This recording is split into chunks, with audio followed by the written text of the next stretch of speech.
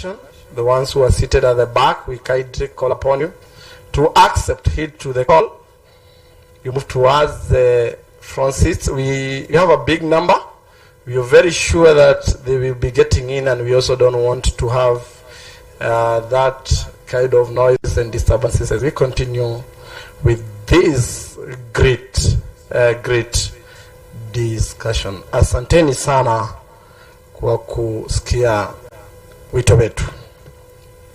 Kwa sasa we are getting into a panel discussion. I hope our panelists are ready.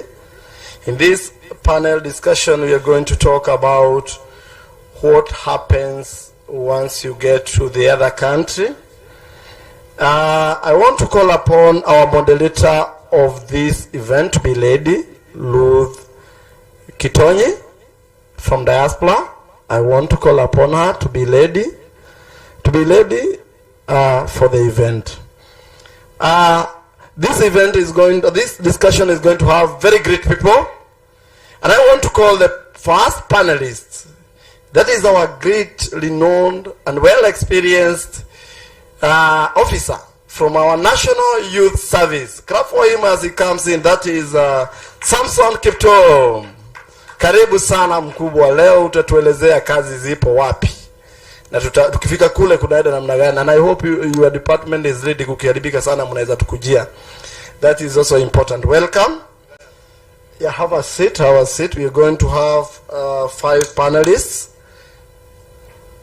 I'll request Kiptum Kaidri, you move towards that seat. You move close to the moderator.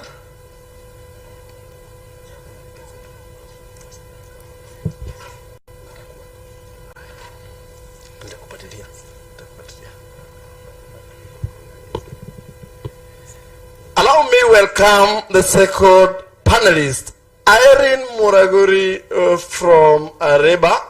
I hope Madam Irene is here and ready for. I can see her. Well, clap for her as she gets here.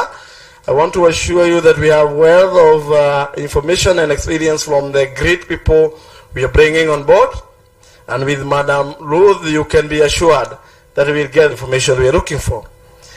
Let me usher in the next panelist. That is Jerry Kenyajui from Bigwa Services. Madam Jerry, karibu sana.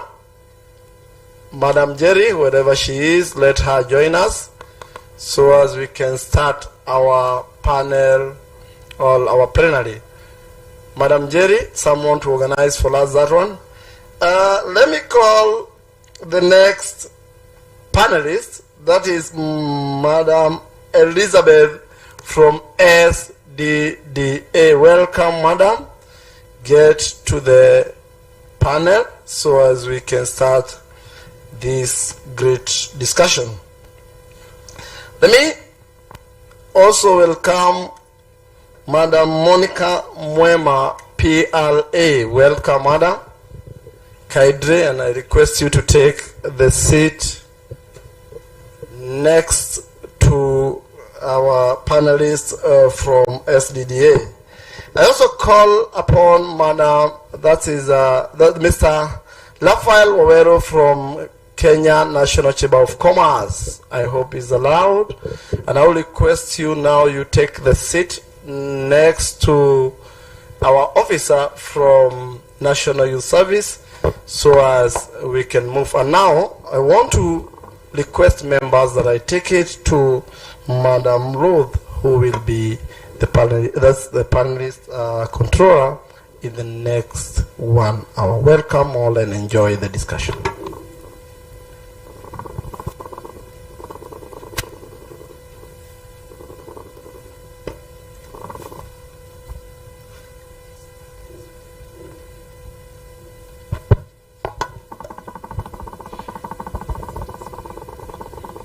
Good morning, our participants.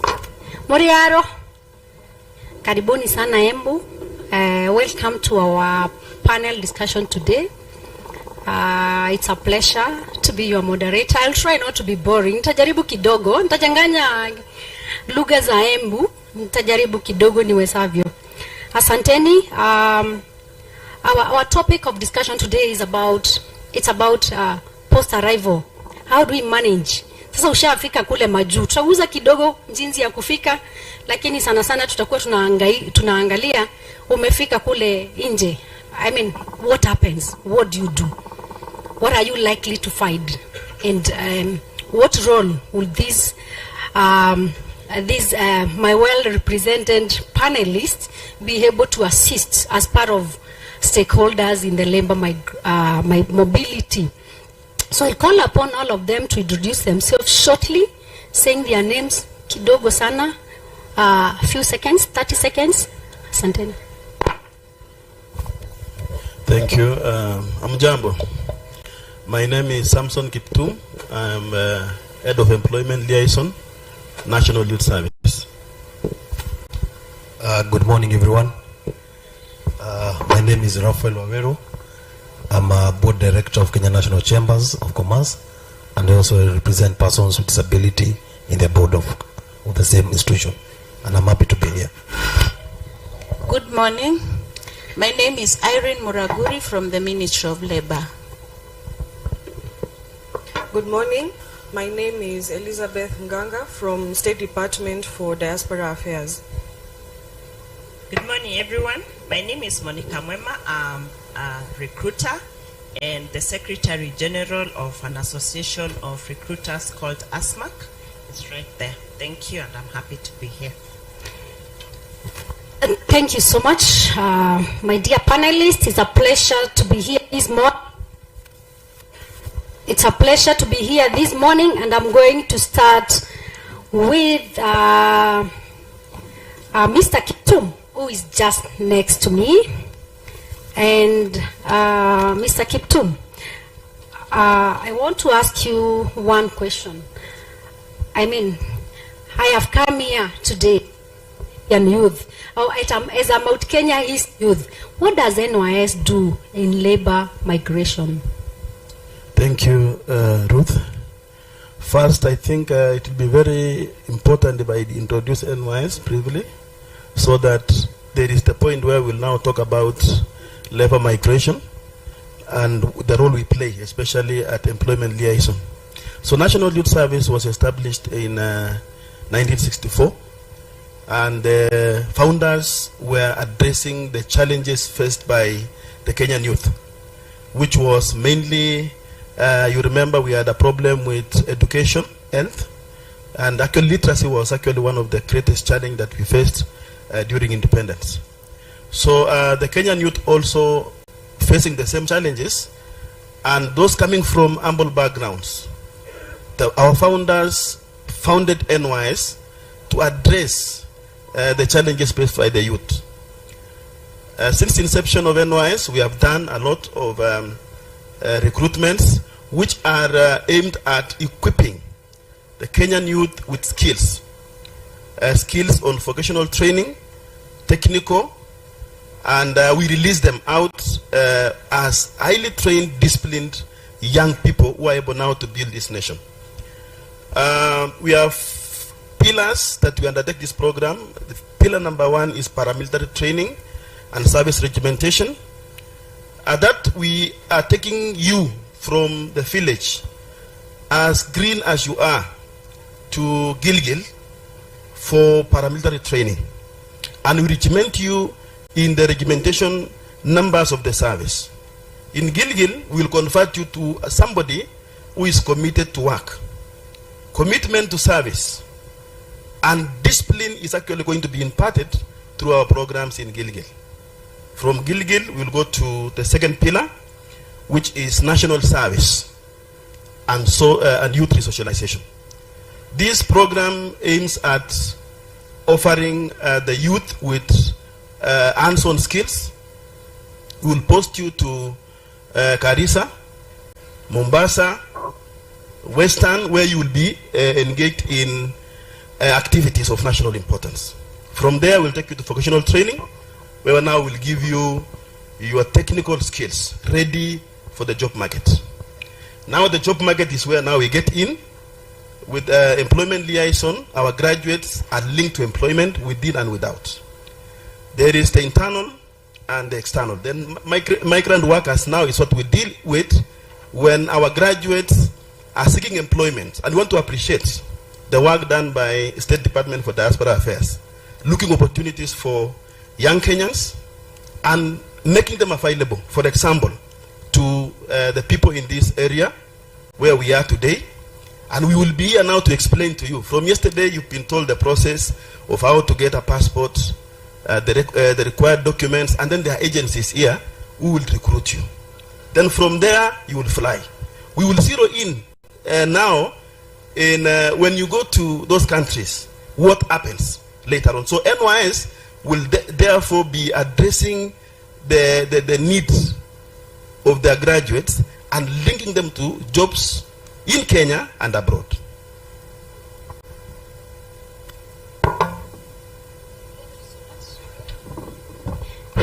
Thank you so much, Bwana Kiptum. We now go to National Chamber of Commerce, and kindly, in like 2 minutes, 1.5 minutes, please tell us what you do. Thank you very much, Ruth. Kenya National Chambers is a non-profit organization registered in Kenya to represent business entities. It was founded 60 years ago, and we have chapters, 47 chapters that are represented all over in terms of like the way we have the national government, the 47 counties. Ours is 47 chapters. Our main role is to provide advocacy, promote business social enhancement, so that all our businesses that are business people who are here, they are able to be connected with opportunities that are emerging and existing, so that we are able to make sure that all our business entities that are registered with us are able to get even playing advantage of where they are able to integrate and do more business. Because as we are able to enhance issues about economy of scale, we are able to go out there and network with other chapters all over the world, because we're in partnership with 177 countries, national chambers of commerce, and that's the role we do mostly, of promoting advocacy and also enhancing that all businesses that are registered and are registered with us are able to do business with integrity. That's why we are in partnership with the ASMAC and CalPEA, so that we enhance that, because we can't work with all of them at the same time. We work with them through the association to enhance that they are doing business in one business that has social standing that are reputable, because we believe all the businesses that are registered in Kenya, they have a role to play in enhancing business growth. And of course, we are also happy that we are working with other institutions like NYS, where we facilitate trainings, linkages with them, and then we link them with the registered association. In this regard, the PRAs that are here. Thank you. Thank you so much. Kindly allow me to pass go to Monisa. And Monisa, I have a question for you. As one of the private recruitment agencies in Kenya, what role do PRAs play in terms of, shortly you can touch on pre-departure and then you touch on post-arrival. Thank you. Thank you, Madam Ruth. So PRA are the private recruitment agencies who we are licensed by the government through the Ministry of Labor and through the ministry, their authority, that is National Employment Authority. As youths that are here, you can now go into NEA's portal. Their stand is there, their booth, and you can get to know who is a legit agent. Some of our members are on the booths on the other end, so you can visit us, and you have a chance now not just to go calling everybody in the village or in town who is recruiting an agent. Now you can be able to know who is a real agent. We also work very closely with the State Department of Diaspora. When we get the orders, that is, as a recruiter, if I get a company, let's say like in Qatar, that wants security guards, I am supposed to take that demand, now the order, to my embassy in Doha and the embassy through the Ministry of Diaspora, who we are very happy for this engagement and working with us. They are able to authenticate that demand. The embassy is able even to visit the office or your place of work where you'll be going to go to work, check even on your accommodation, check on where you'll be working, where you'll be eating, all the requirements, as they say, met. That is now where we are working with very close collaboration with the State Department of Diaspora, so that when you as a migrant worker, Kenyan youth who is coming to me to place you to that job, that demand is already authenticated. And it is also your responsibility as a youth or a migrant worker to check and even ask me. And you can even walk to the offices of Diaspora and they'll connect.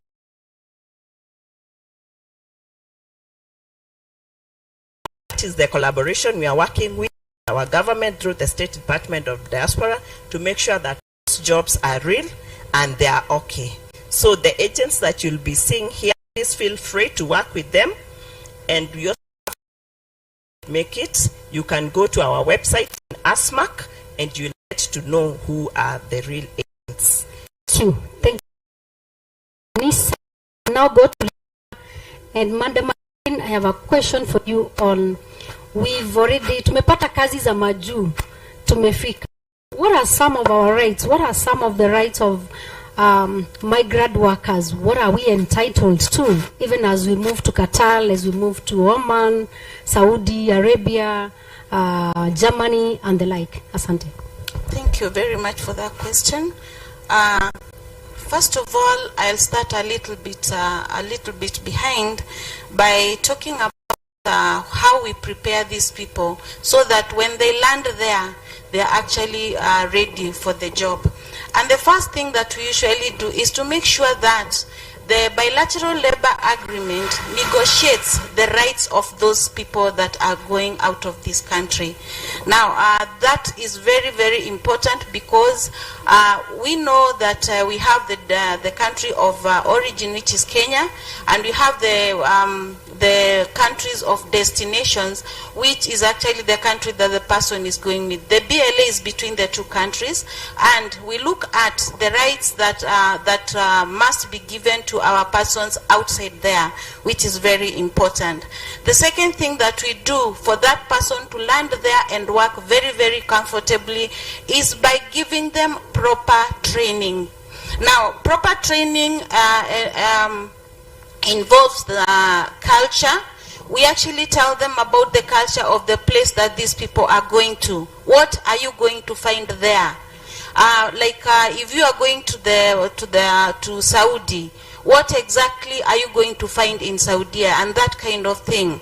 We also look at the employer-employee relationship, which is very important. When you land there, how are you going to carry yourself? How are you going to make sure that the relations between you and your employer is actually good, so that you can be able to work? Within the same block of training, we also have what we call financial management. What are you going to do with your finances? How are you going to remit your finances back home? Are you supposed to, who is supposed to take care of where you are going to put your money and how it is going to come back to Kenya to help your people or for you to save that particular money? And how are you going to use that money is also important. We also have what we call a contract. Now, the contract has everything that you're actually supposed to go and do out there. It has your rights. It tells you what you're actually going to find out there. We are talking about how much are you going to earn out there, what is your accommodation rights, what are your health rights, what are your leave days and also holiday rights and all that kind of thing. So when you go there, you actually know exactly what you are going to find out there, and you know your rights, so that if you are told to sleep on the floor in the corridors, you know that you're actually supposed to get good accommodation. So that helps the people when they land out there, so that they actually know exactly what they are supposed to do. We also teach what we call basic language. The basic language is, if you are going to a place and you do not know the language, as we are training you, we actually give you some basic language, so that you are not completely left out. You will not be perfect in it, but at least you will know, what is this person asking me to do?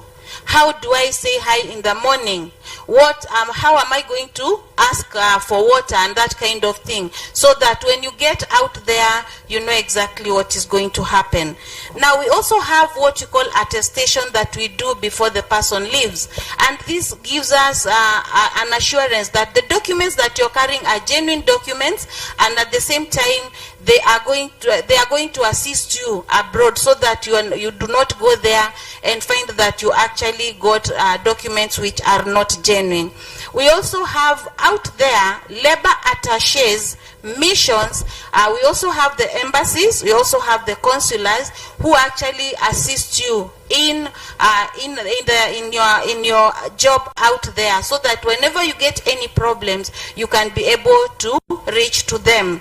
We also have what you call the NEA website, which reports distress, and even our sponsors here, the Diaspora Affairs, they have a very good mechanism for reporting distress cases, which is actually very good, because we actually work with them very closely to make sure that all the distress cases are reported. We have a direct toll-free line with NEA, whereby if you get any distress, you call immediately, and the line is always 24/7 open.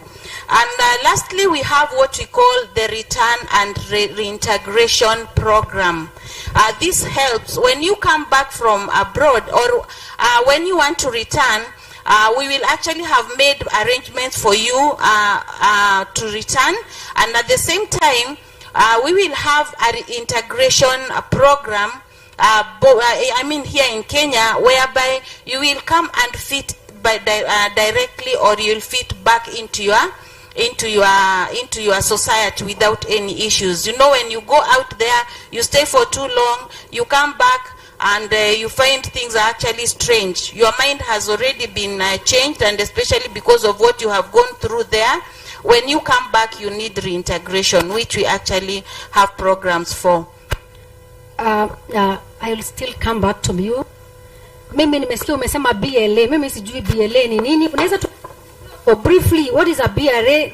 Na bado utuambie, what are the rights of these migrant workers? Mimi nimetoka, nimeenda kule Gulf nation. What are some of my rights? What rights do I have? So that we just touch on the rights, then before I go to Elizabeth.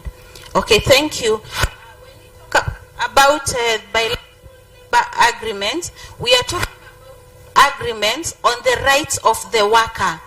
What are the rights of the worker as concerns the country of destination and country of origin? What are we are sending our workers out. What are the rights that they are going to enjoy out there? Now, some of the rights are they're supposed to get a salary. They're supposed to get accommodation. They are supposed to get, or they are supposed to be told about where they are going to be banking their money. And they also talk about leave days. We talk about when are they going to be off, and any other thing that is within the contract. At the same time, we also teach them a bit about the legal framework. How are they supposed to behave when their rights are actually infringed? So all those are actually things that we talk to them about, and once they go there, they are able to know exactly how to go about it. Thank you. Thank you so much, Madam Irene. I'll now go to Elizabeth. And Elizabeth, I have two questions in one. Please don't take a lot of time. Mimi nimefika Majuu, nimekuja Embu Fair, nimekuja Mount Kenya East Fair, nimepata kazi. I've arrived in Qatar today. What should I do once I arrive in this foreign country? Asante. Thank you, Madam Ruth, for that. I think I want to copy my colleagues and briefly introduce what State Department for Diaspora Affairs is. The State Department for Diaspora Affairs was established via Executive Order Number 1 of 2022, giving us a 6-point mandate, which was revised through Executive Order Number 2 of 2023, giving us a 9-point mandate. Among some of our mandates, so that you understand why we are here today, is we are charged with collaborating with the Ministry of Labour towards the actualization of what we call a global labour strategy to ensure that we have sourced for jobs and placed our Kenyan youth according to their levels of skills and expertise in areas where we can benefit both individually and as a country. In the State Department for Diaspora Affairs, we have several divisions. I will speak on the one that touches directly on the question that Madam Ruth has asked me to address. We have the Welfare and Rights Division that directly speaks to our core mandate, that is championing and protection of the rights and welfare of the Kenyan diaspora abroad.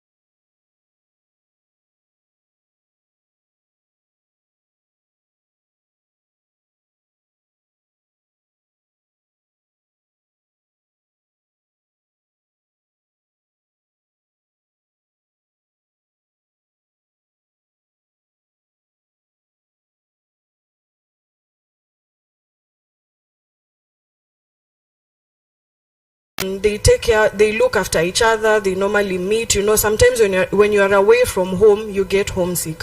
So a role that diaspora associations play is that it just gives you a feeling or a sense of home as much as you are in a foreign country. Sometimes we have issues of distress and Kenyans do not know how to get assistance. These diaspora associations are a good point of contact to get clearer direction on how to handle matters of distress. Then we also advise that Kenyans also take advantage, especially if you are outbound. Our offices are open, our emails are open. You can always reach out to have a bit of information imparted to yourselves on just how to handle yourselves once you're out there. We do that again in collaboration with the Ministry of Labour. Thank you. Thank you so much. Elizabeth, you talked about mimi nimefika majuu, mimi nijipeleke pale kwa umbalozi, niende nikajisajilishe. But there are some places where Kenya is not represented. So what do I do in such a case? Thank you again. We do have areas that for one reason or another we do not have representation. We take advantage of institutions we refer to as Friends of Kenya. Friends of Kenya are organizations such as the International Organization for Migration, IOM. We also sometimes take advantage of UN in countries where the UN is visible. So if you have any issue and you come across an IOM office or a UN office, you can comfortably walk in, identify yourself as a Kenyan and request that you are in distress and you need to be assisted to get back home. These organizations, through our own networks, will contact embassies in what we call areas of accreditation. For example, in a region like Lebanon is accredited to Kuwait. So even if you reach out to an IOM office, the IOM office will reach out to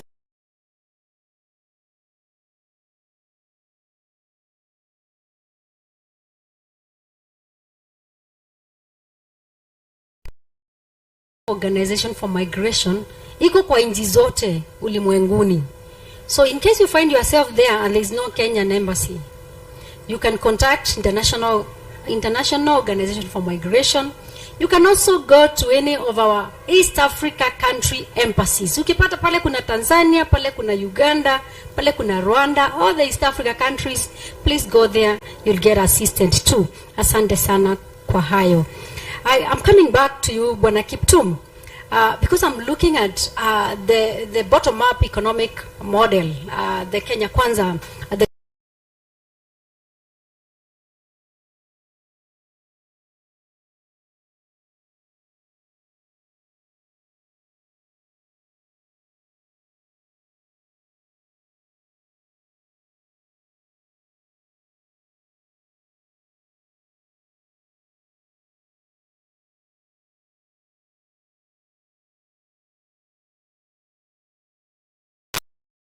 that we don't have, for example, things to do with, when I go to Europe, I need to be able to drive on the wrong side. So I need to drive on the other side of the road, the right side.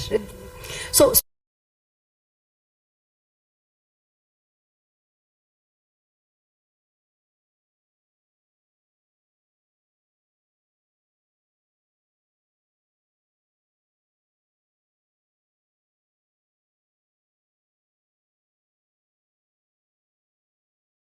courses labda tunaona tunatakikana na inahitajika mojawapo ya vyeti vya kusafiri nje. What should we do? Is there a way you can help mayouth wetu hapa waweze kuja kwenu na wapate zile skills wanazozihitaji? Asante. Thank you for that question.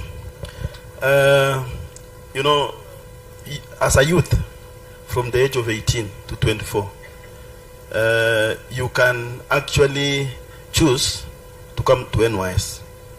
The recruitment is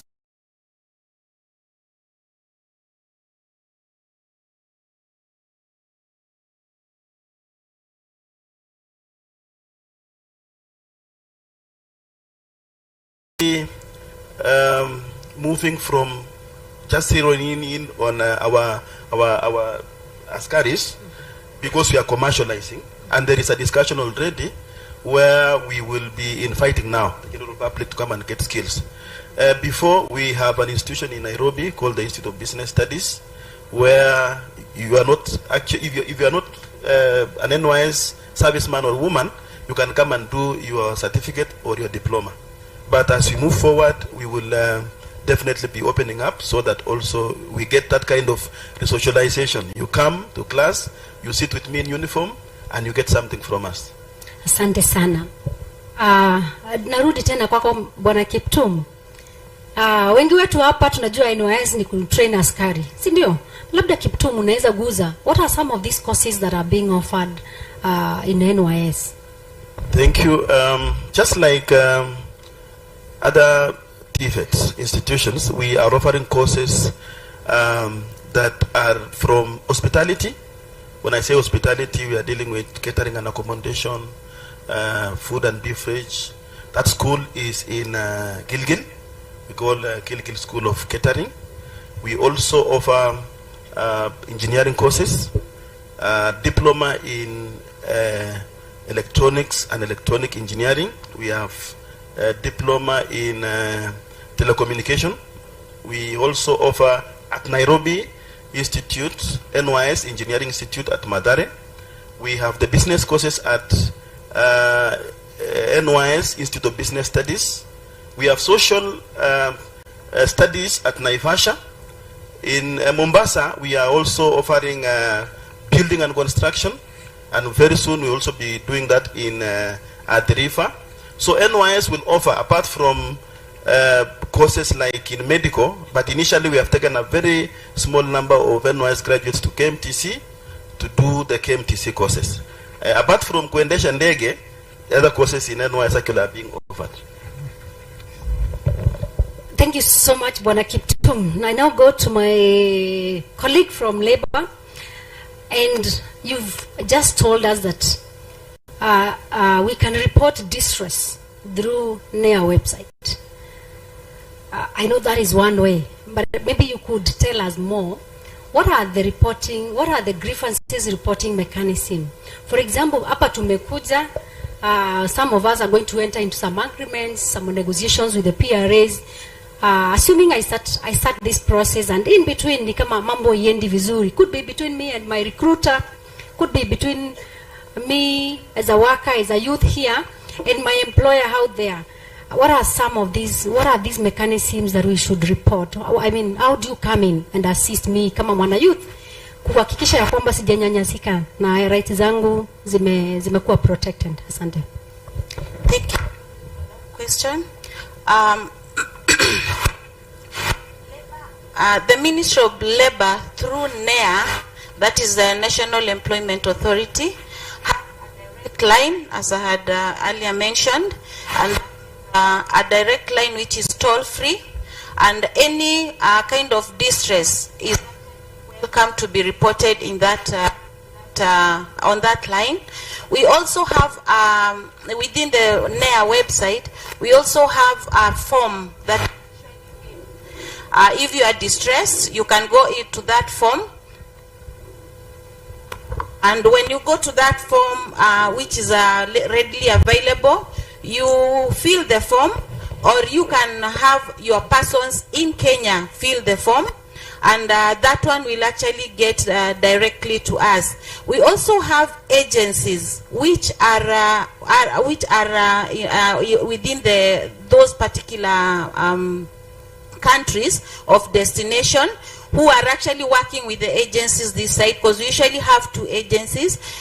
In the contract, the agency is actually very well articulated there, such that they actually have the number of the person and where they can be, how they can be able to get to them. So that is also another way we can report distress. The person distress can call the agency directly. We also have the diaspora, which we work with very closely, where you can also report. We report distress cases. We also have our own emails where you can also report distress cases. We also have the people that we have placed out there. We have the commissions, we have the consular, the embassies, and we also have the attaches who can also assist us in making sure that the distress cases are reported. Thank you. Asante sana. Moving on, I wish to ask Elizabeth. So Elizabeth, here I am. We've arrived. We are moving from Kenya. Tumefika majuu sasa sisi. So there we are, and then we find that I've lost my documents. I mean, I might pick a taxi from the airport to my place of, even before reporting anywhere, and I lose my documents. Or maybe my baggage is delayed or something, and then here I am. Maybe I was supposed to come with my original documents that I might have packed, or even lose my passport. What should I do? Thank you for that question. In the case of lost documents or expired documents, as Madam Irina said, we have the presence of labor attaches in our missions. We also have immigration attaches. Immigration attaches are officers from the State Department for Immigration Services, and once you reach out to our embassies, they are able to guide on the process towards the replacement of your documentation. Thank you so much. And I have a question for Monisa. That is Asmak, or I will be calling you Asmak. So Monica, so I find myself in a country, I'll put myself in a country like Oman, or even in Germany. I got a contract to go to Germany, but I'm not able to cope. So I realized this within the first 3 months, for example. What do I do? How will you help me as my recruiter? I'm in Germany, I'm not able to cope with this job. Or my employer is really not the best person. Or the work that I was expecting is different from what I've gotten. So how do you come in?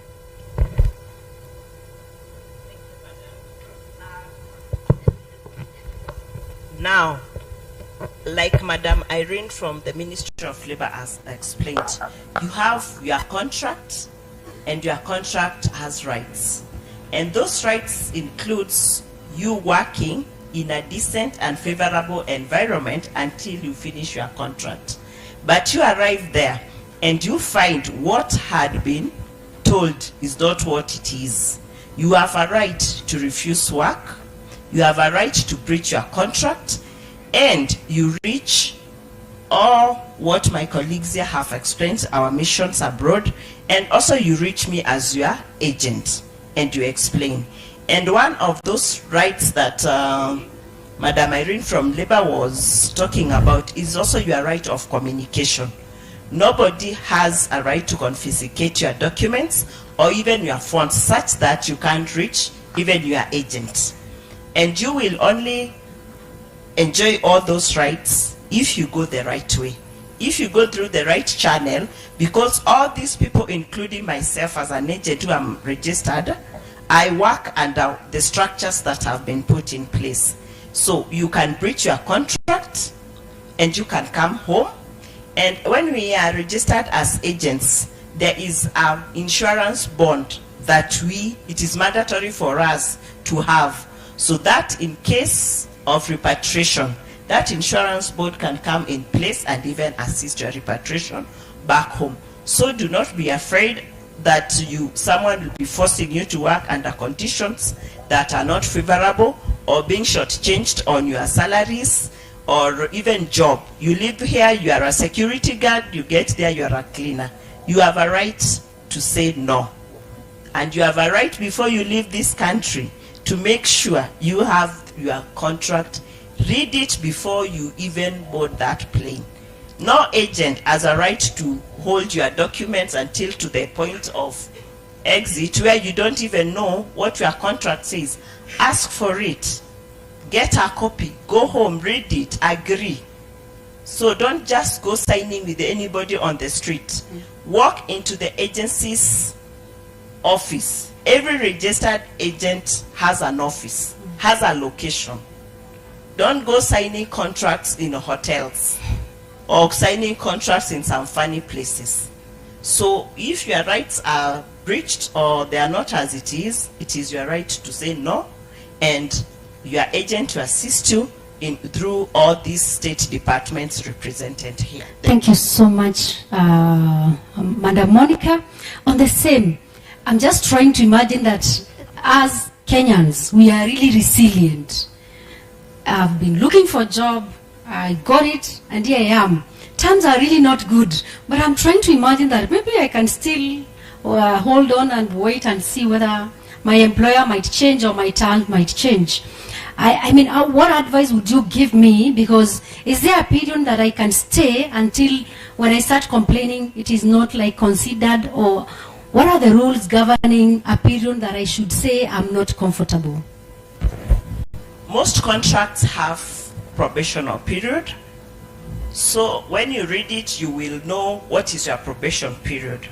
But still, don't assume that because I have a probational period or I'm in a contract, nitavumilia hapa mpaka niumie. So what we advise our migrant workers is, please, you have gone for work. Hujaenda kuvumilia mashida because kwenu kuna shida. Speak out. Whether it is the first day, whether it is after 6 months, or even it is 2 days to your contract ending. Speak out. So the advice I would give youths and people who are out there and those that are planning to go, don't keep quiet kuvumilia mashida kwa sababu kwetu kuna shida, or because now nobody is helping me, I want to run away. But they don't run away. Don't, because the minute you do, you have breached your contract. And even when you go out there, you become an illegal immigrant. And some of the rights that are being spoken out here, it will also become hard for you to be assisted. So go when you have your phone, you understand your contract, you know where our missions are. We live in the 21st century. If you are going to Saudi Arabia, Google. There are top free lines.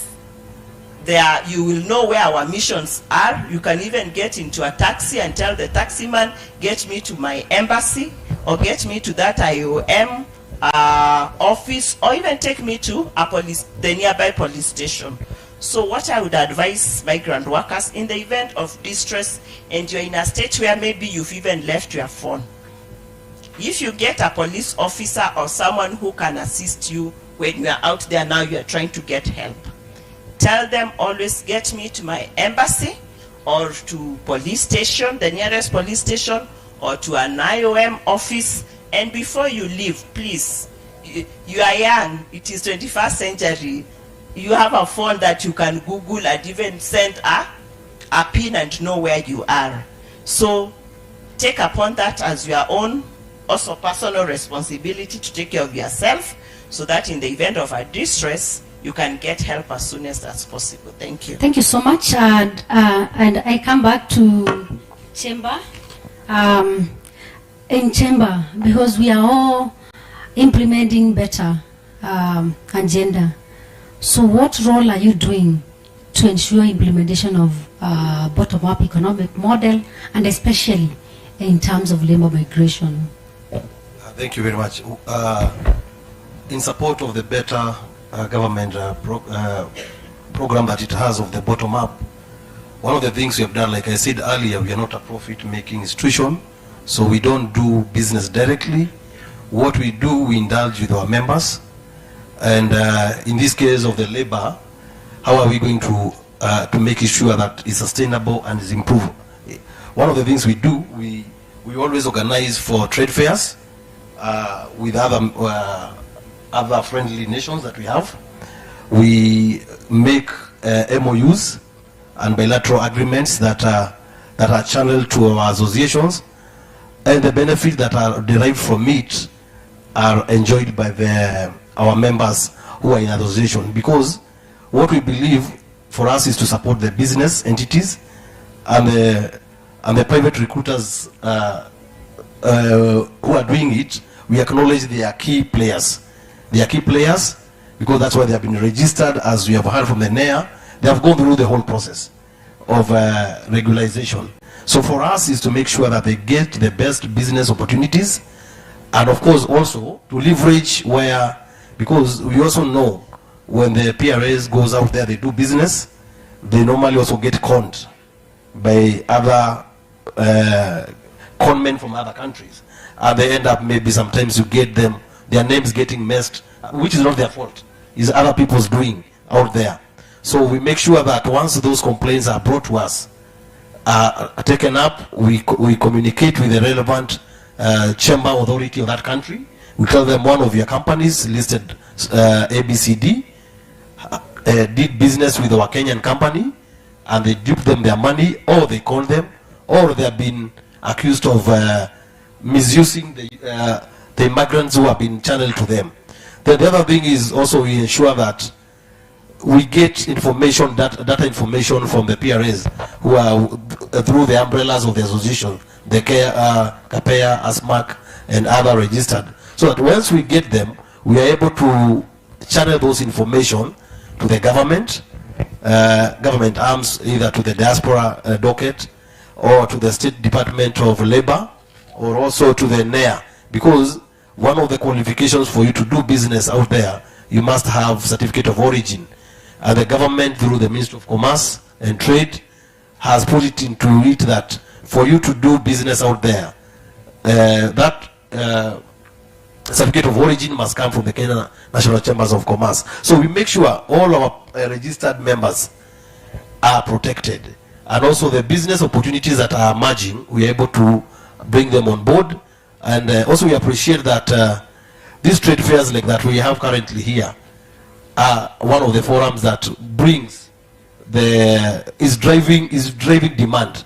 So that, like now what we have seen here, us as the National Chambers of Commerce, we are going to sit down, because I think tomorrow our chamber president will be coming here.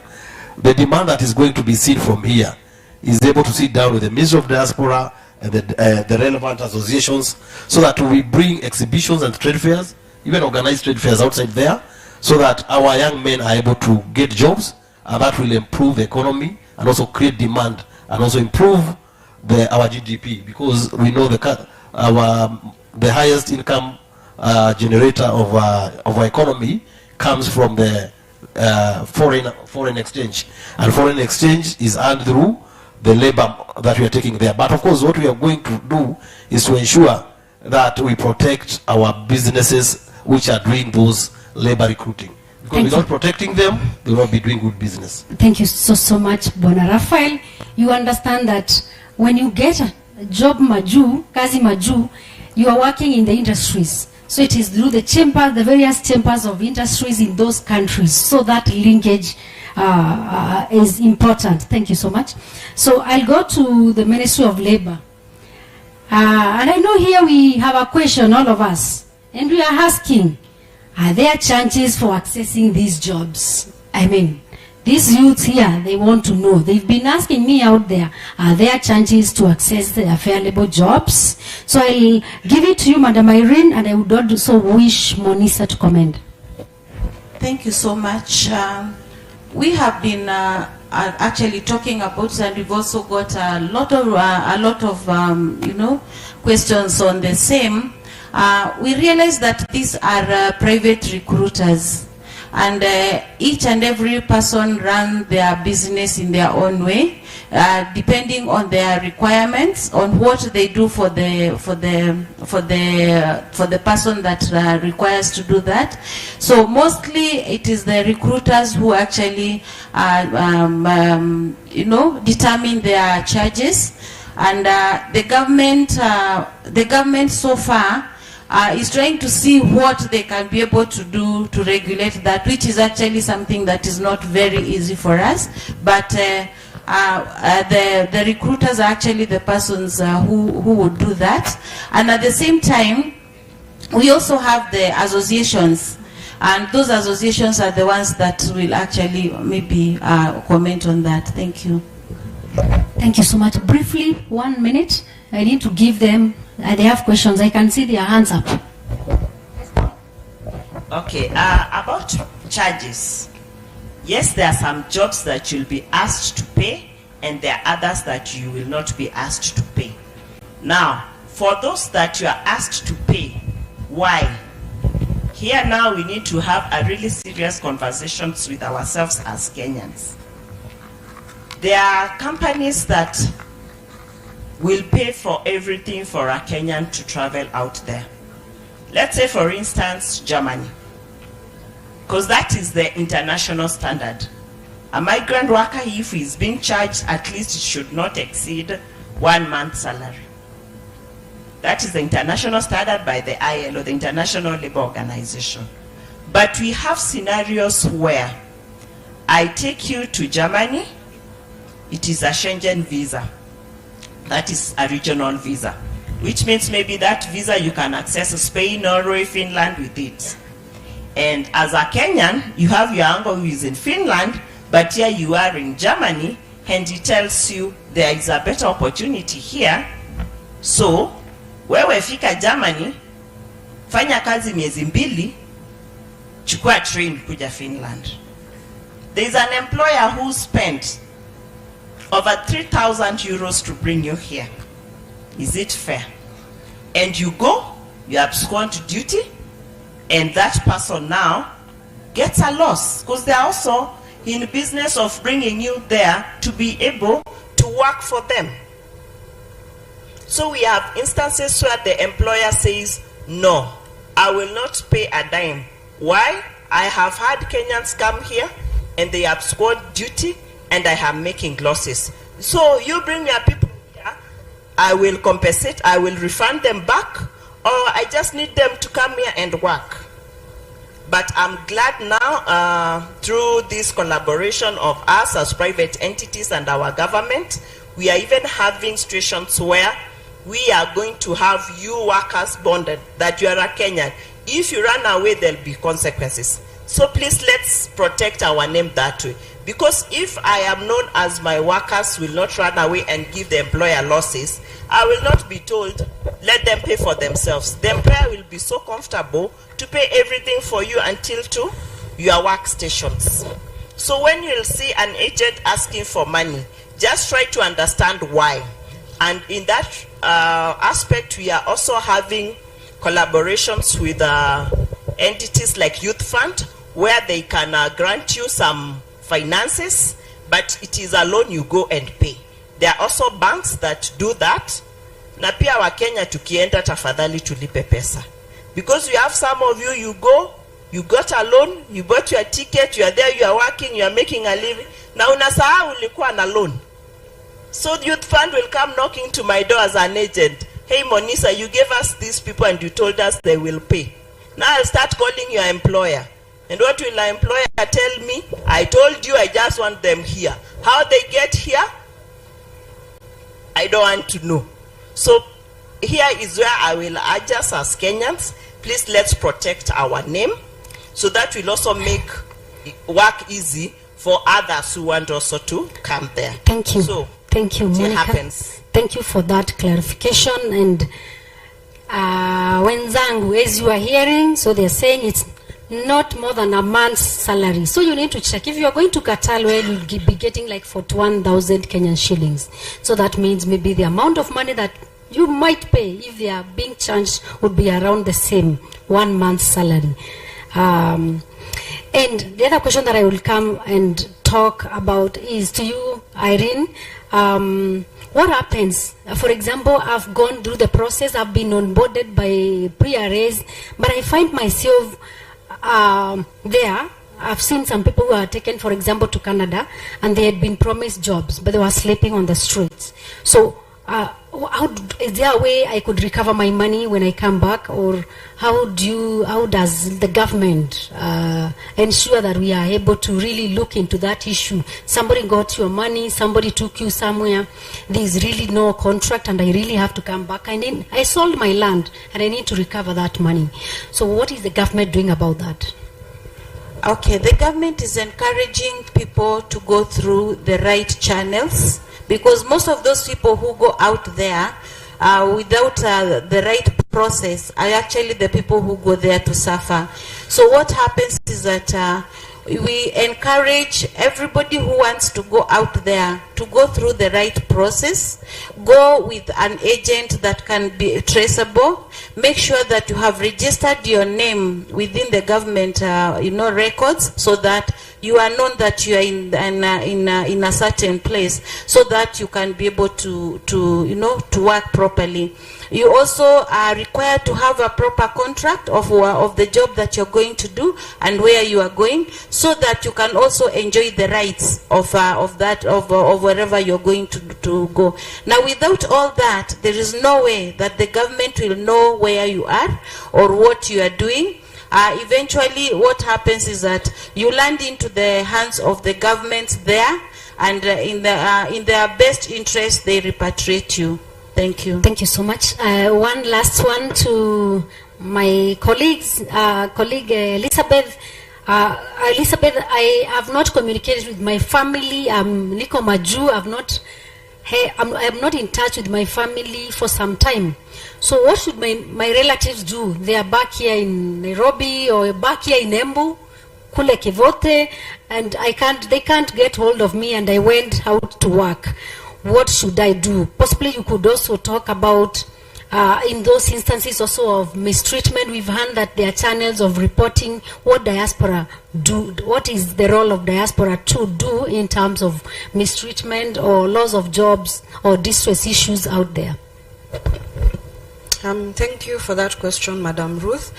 So first of all, I want to circle back to the question that you had also asked Madam Irene here. In the application of these jobs, every Kenyan is charged with the task of being diligent with their information that they are giving out there. For example, in every visa application process, kindly ensure, number one, that the correct class of visa is being applied for you. You cannot go out as a worker on a tourist visa. Once that visa expires, that is how you end up being an illegal migrant. Some of the implications of such is once your visa has expired in a certain country, they start accruing fines, and these fines accrue interest as well, which also becomes a burden to figure out how to clear these fines on your behalf. Back to the question that Madam Ruth has asked, So you're somewhere and you have not reached your family member who is out there in the diaspora, and you would like assistance on how to know where they are. You take advantage of what we call the State Department for Diaspora Affairs. Unfortunately, we are not devolved, we are not in the counties.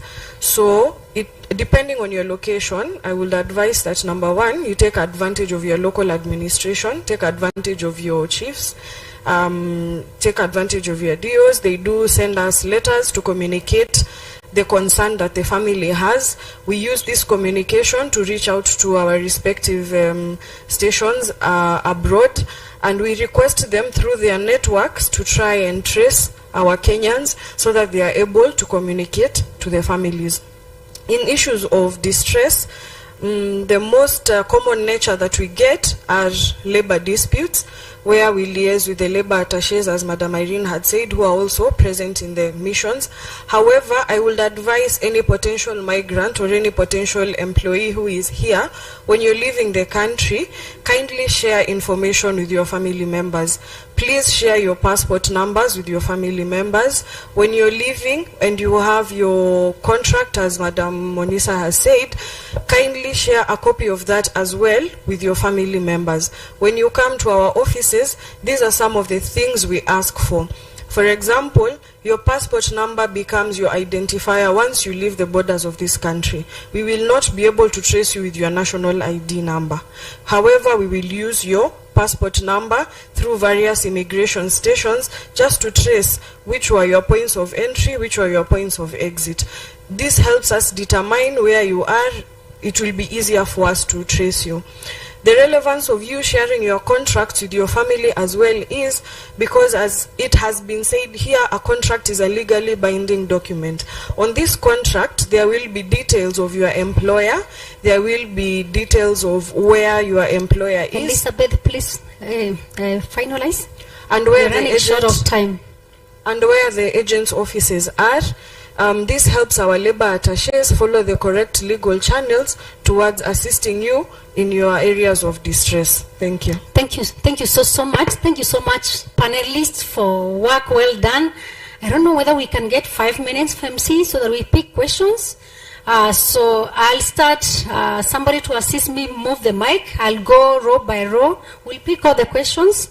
Then we'll answer all of them. We'll try as much as possible to be representative as possible. So I start here. Oh, we start there. Okay.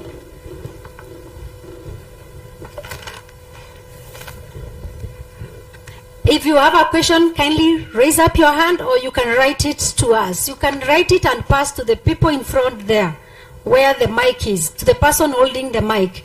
I think that side is not ready. I have somebody this side, one hand there. Any other hand here? Because once I move, I'm moving. Okay, please go on. Afternoon. I'm Patrick, student in Embu University, and I have a question, 3 questions.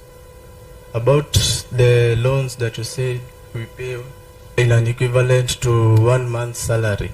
What do you mean by that? Is it like, for example, you take you have earned the first month's salary. Will you pay all of them in that institution? The second question is about, for example, I have a work then, for example, in Germany, and I need to have maybe a leave out. Can I get a leave out to come to Kenya and greet either my parents for maybe 2 months, 3 months, then I go back to work?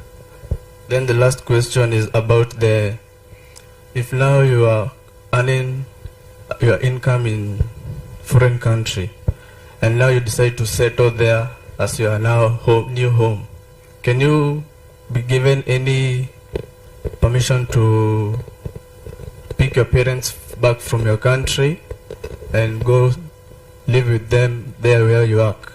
Thank you. Thank you so much for the 3 questions.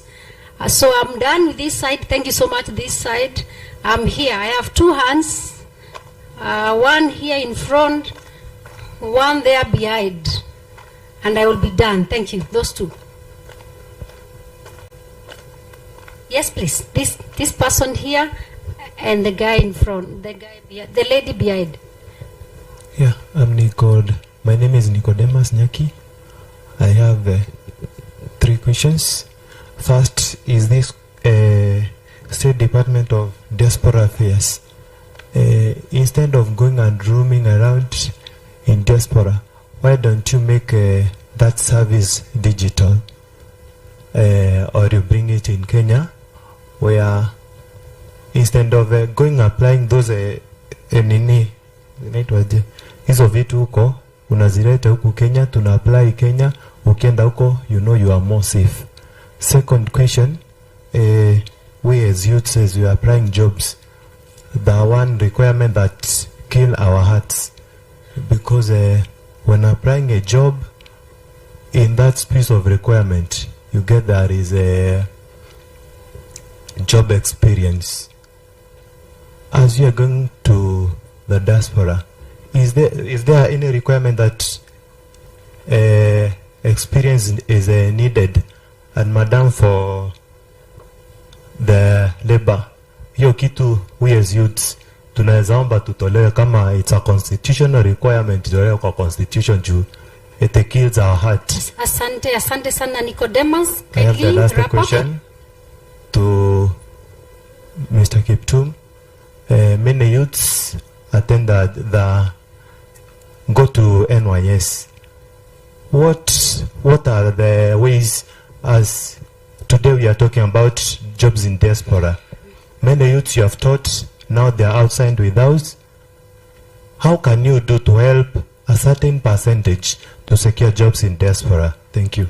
Okay, asante sana. Before the mic moves, the first question, because I need to get it clear. Which things?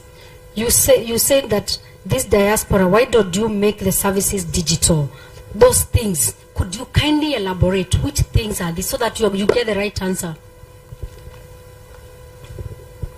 Okay, Madam saying that there are some requirements that we should fill in order to locate where the person is working, in order to trace where the person is working for the security purposes.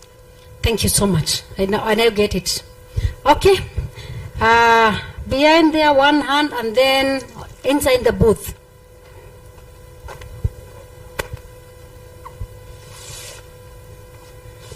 Okay, good afternoon, everyone. Please say your name and say your questions. Thank you. My name's Christine Mutonga from County.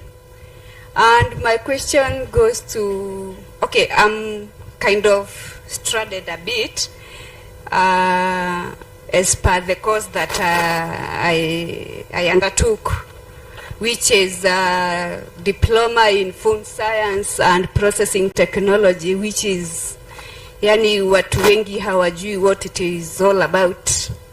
And when I go through the website, napata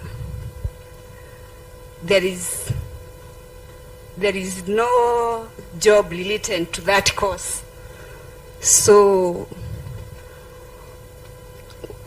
how do you get assistant? Yeah. You have another question? Thank you. Thank you, Christine.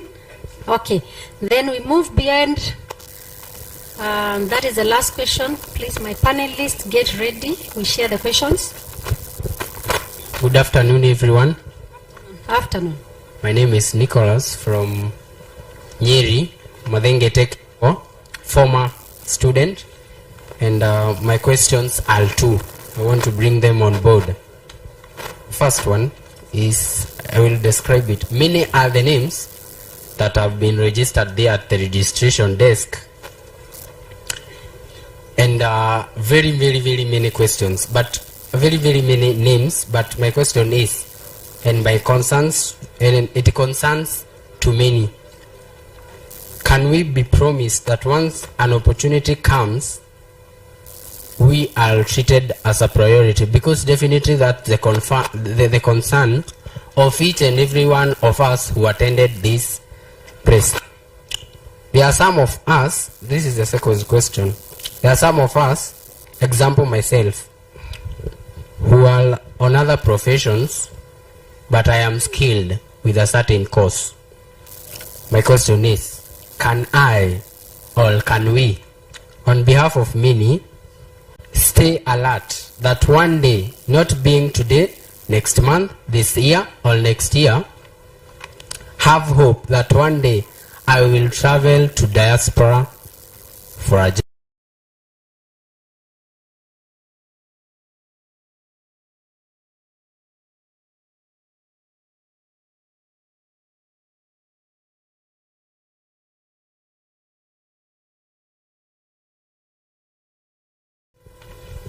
Yes, please have a second.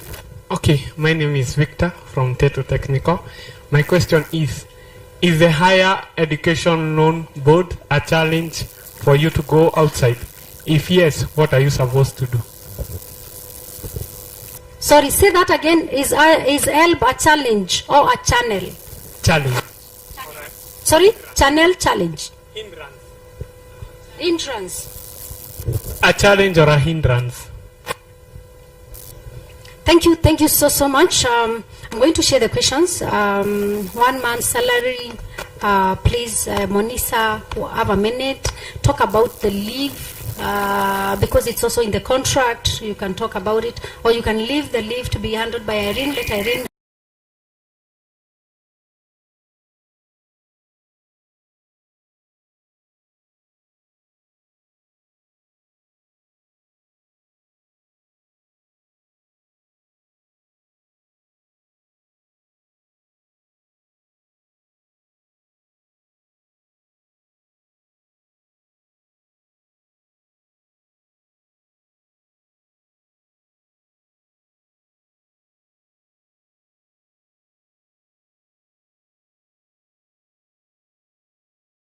Are young here and they don't have the job experience as the recruiters.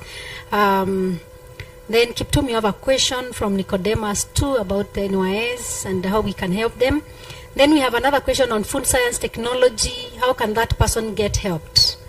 Monisa, you can also pick that one. Registration desks. We have many. PRAs, SDDA, can you treat us, those who attended Mount Kenya East job fair, with priority? We've come here, we've burnt our fare, tumeomba, tumefuliza, we are here at Moi Stadium, and we are just wondering, tumeandika majina pale, will we be given a priority? So that in case there are any chances that are coming up, or in case there are any jobs, can we be told? Can we be proud to say, yeah, nilikopa fair, but here I am. I got a job.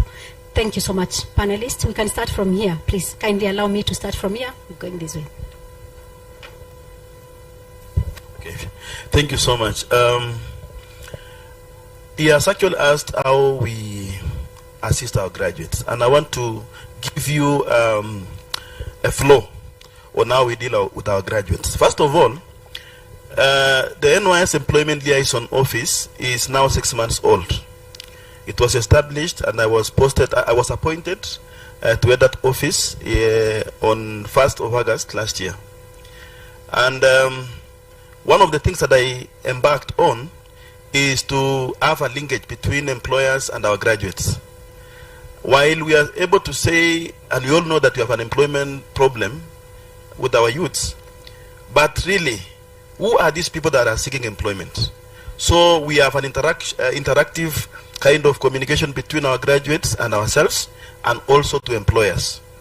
This interaction between our graduates and employers will give us the demand versus supply.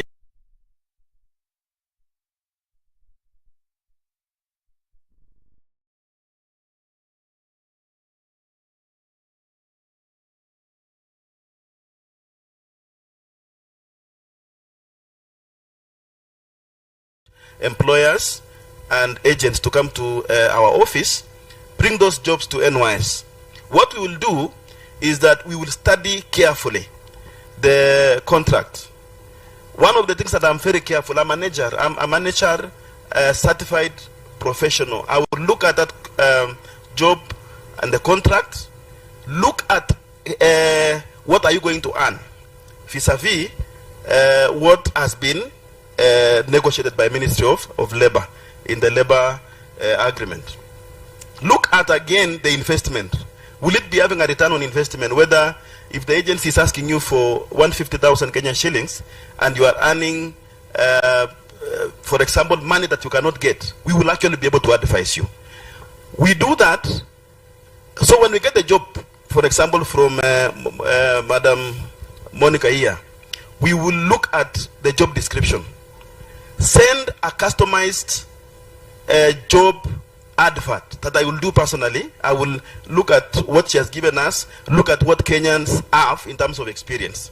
And I will answer your question also. Please. The lady who said you have done food science. When they want somebody who will be handling issues of food and beverage, the requirement might not actually be specific to catering or food and accommodation. They will say, if you are food processing experience, you have already been trained on food science. So you fall automatically in the hospitality industry. What we need only is whether you have experience. So from there, we'll send to our graduates and underscore what the employer wants. And I want to answer also your question about experience. I heard yesterday about somebody saying experience is a problem. Can it be done away? Youth of this country, that is a joke. Experience is actually what gives you the job. Because for me, I have feedback from industry. An employer has requested me for drivers. And they are telling me I need a driver with 7 years experience. There is a reason for that. Then you come here today and say I want to get that job with her. You have never even driven, after you left your driving school, you have never touched a vehicle. Of course, we can ask you to go and drive that vehicle. What will be the results? What will be the results? Disastrous. You will not be able to drive that vehicle because you don't have experience. So what are we telling the youth today? And I want to communicate to the youth of this country. Don't leave college and expect to be employed immediately. We are telling our graduates today, immediately you get out of college, look for experience. How do you do this? You can work for a company, for example, here in Embu. Tell that company, I'm living in an area that I can work and come to work. I want to volunteer. I want to volunteer for 6 months or even 3 months. From your volunteership, you are going to get hands-on experience. Put that experience on your CV. Asante Bwana Kiptum. Thank you so much for answering several questions in one. Asanteni sana. Yes, please, Bwana Raphael. Okay, thank you very much. Very briefly, we are running out of time. Okay, I'll be brief. I'll be answering. There's a young man who asked a question here about whether when he goes out, he can be allowed to come back to visit. One of the things I will say as a chambers, when I'm seated here, is that our main role is to create demand and access to market. So when we are here, we have gotten demand. We have seen there's demand. So it's for us to look for market. And what Madam Monica, I think, had said, or she mentioned, there's a contract. Once you get down there, the issue of you missing your mother or trying to come back, you have to bind yourself to that contract. Because at the end of the day, you are going to affect, you are not fulfilling the part of your contract, will damage chances for other people. And it's time to be guided. So, for you, even if you go there and you miss your parents and you miss anybody from back home here, we rightfully say that there is an association of people there. Meet with them, mingle with them, and I'm sure they will tell you how they do for them not to miss the country. Because you can't go there after 2 months, you think of coming back, and then there's a contract. Then that is putting us into jeopardy. Then the other thing, the one we said, whether you can bring your parent, whether we have the right answer to that, I doubt anyone has the answer here. Because that's your social arrangement. We cannot be able to guide you properly on that. So it's for you to go and work yourself out there. If you become of so much value, those people you will do a private request to them there. And maybe they will help you with that. Thank you, Raphael, for that. Yes, Irene. Okay, I think the one of leave out has actually been handled in the contract. I will answer the question of HELB. Now, remember that HELB is for education. It is actually for schools and universities, that is colleges and universities. So The person that asked that question, kindly, Victor, get to the Youth Fund booth and you'll be assisted. Thank you. Thank you so much, Irene. You've been answered about whether it's a challenge, whether it's an entrance for you to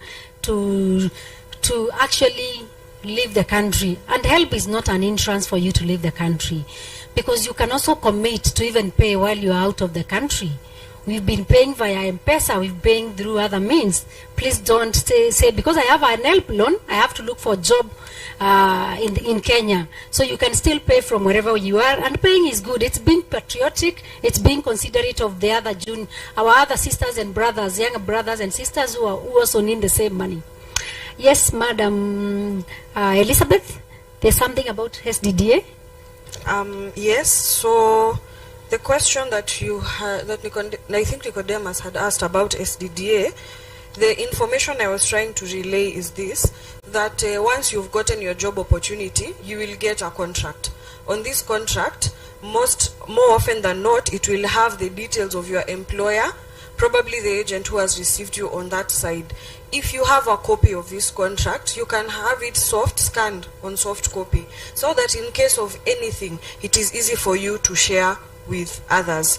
There is another young man who also asked about being hopeful to travel on diaspora jobs. I would like to encourage you to also look at diaspora jobs beyond boarding a plane to leave the country. There is a thing we call remote jobs. Remote jobs are also diaspora jobs. This is where you can work from the comfort of your home and earn in foreign currency. As long as it's not in Kenyan shillings, that is a diaspora job. Then you have the young man who asked on the residence of family. I would like to offer a bit of insight on that. Depending on where you work, the company in the contract can clearly state if they will relocate family, which specific family. Most do nuclear family, who will fall under wife and children. But beyond that, that will be your own local arrangement. Thank you. Thank you so much, Elizabeth. Monisa, please take a minute. Okay, I'll start with the question by the young man about the money. I think that is where a lot of interest is. And I also want to make some clarity. For instance, if let's say your 1 month salary is 40,000 and this employer is not paying it for anything, so you may be expected to have more than your salary in some instances. But like Mr. Wawero, my colleague there, has explained, just look at those terms, see if they are favorable, so that you don't go being overcharged, yet it is not what it is. And how do you do that? By avoiding a lot of these middlemen between you and the agent who is taking for the job. A lot of agents, a lot of us have our social platforms. You can always tag us or like us and follow. You'll be able to see those jobs directly and bring yourself directly to our offices. And in instances where you are having a challenge, you are feeling you are being overcharged, you don't have to take that job.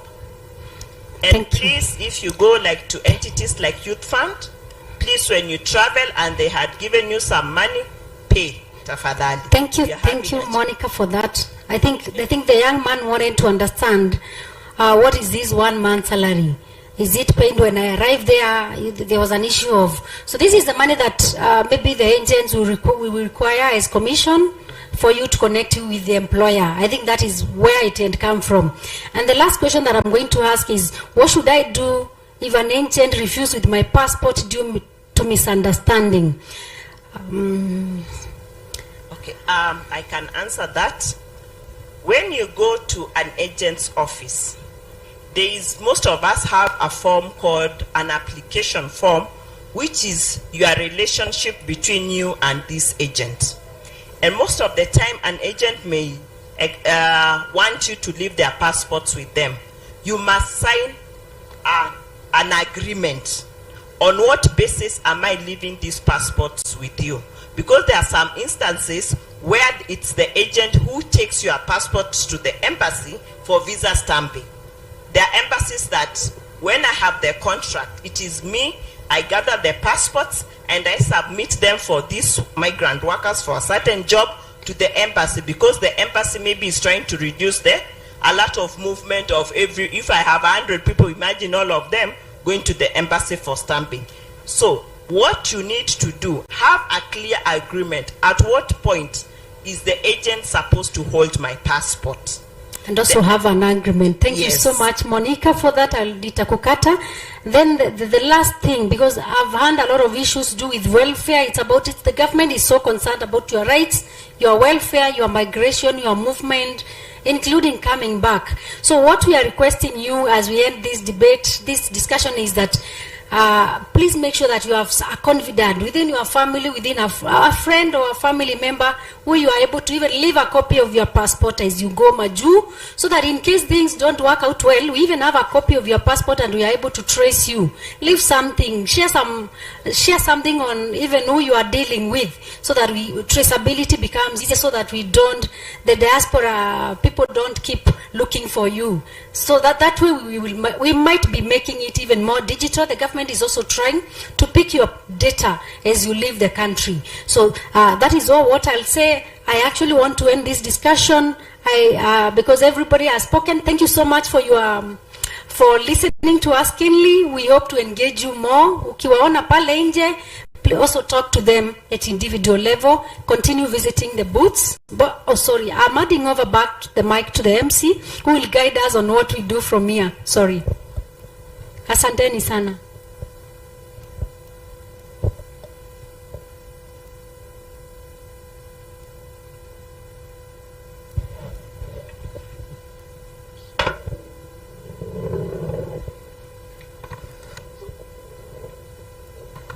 Thank you, Madam Ruth, for that nice panel discussion.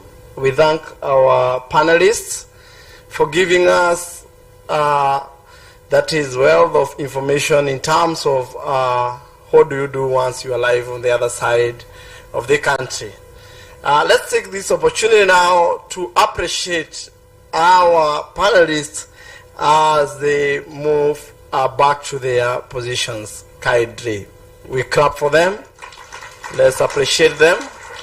Thank you for your good deliberation and discussion.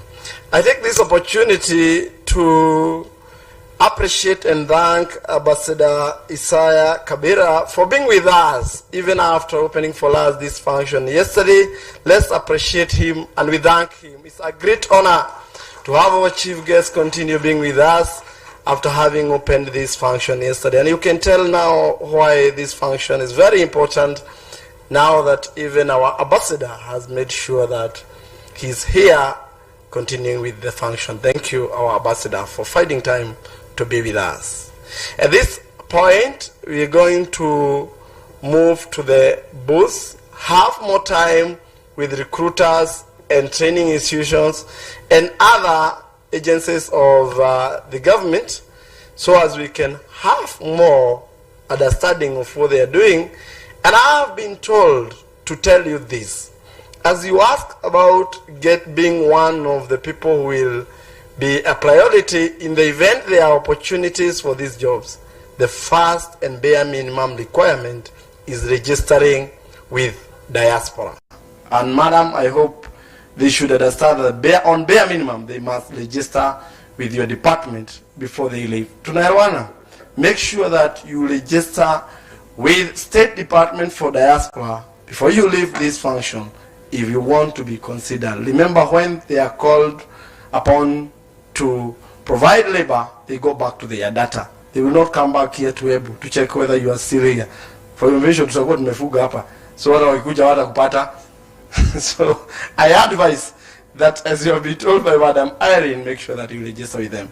And at this juncture, kindly let's start and move to the chair. Let's start to the cubicles. And we'll come back here exactly at, madam, we'll come back exactly at 3 for the next panel discussion. Thank you.